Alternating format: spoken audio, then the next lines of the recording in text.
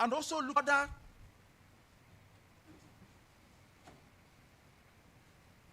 sources of income from other sources. The essence of doing that is this. If we see somebody who earns 50,000 naira from his farming as, suppose, a monthly income and annual income, and he also has something else which he does as an alternative source of livelihood,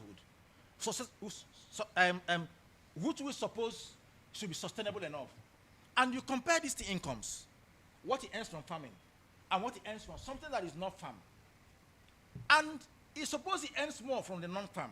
If you come preach to him activities concerning what he will do in his farm, he will put the two issues together. By the way, I earn more money from farming. Why do you now want me to do this? So, if that situation arises, what we now did was, okay, if this is the situation, this is more like what you could fall back to as an alternative source of livelihood. Suppose a challenge comes, because you can't predict when those things will come.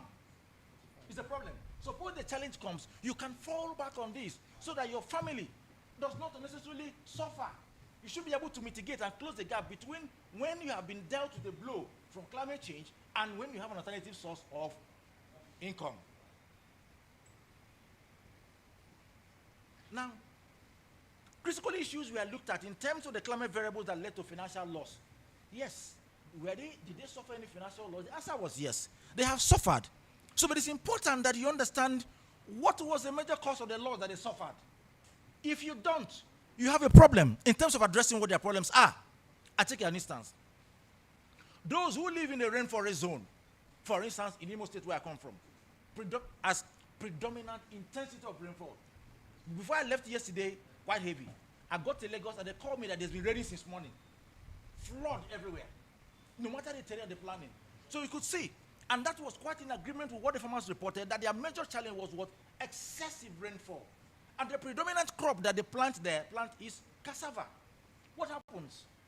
If you do that, it means that what they actually require is, what do you do to me as a farmer who plants cassava and who has felt a lot of problems, constraints, and difficulties obtaining maximum or optimum yield when I am challenged by this intensity of rainfall? Hello? Not that the other climate variables were no problems. They were there. But the point is that you look at what affects the farmer mostly, because you can't deal with all parameters all at the same time. Do you follow me?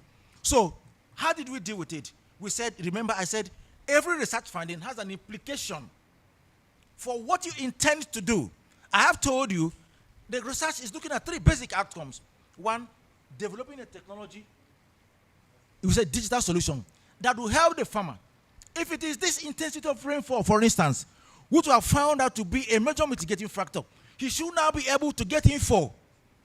Don't plant your cassava at XYZ period of time. Why? Because we've been able to synergize with relevant authorities like NIMET, who will tell us that intensity of rainfall over time, this is the data available. So we'll be able to do what? To forecast. And NIMET, sometimes you hear warning from NIMET and some related agencies. Please, if you are living on the coastal line, do this. If you are doing this, don't do this. Don't plant it at this time. Because if you do, what happens? It will be completely eroded by flood. And so your output will become what? Very weak and poor. And of course, if it happens, it has an implication on food security. It also has an implication on your level of income. So, what are we going to do?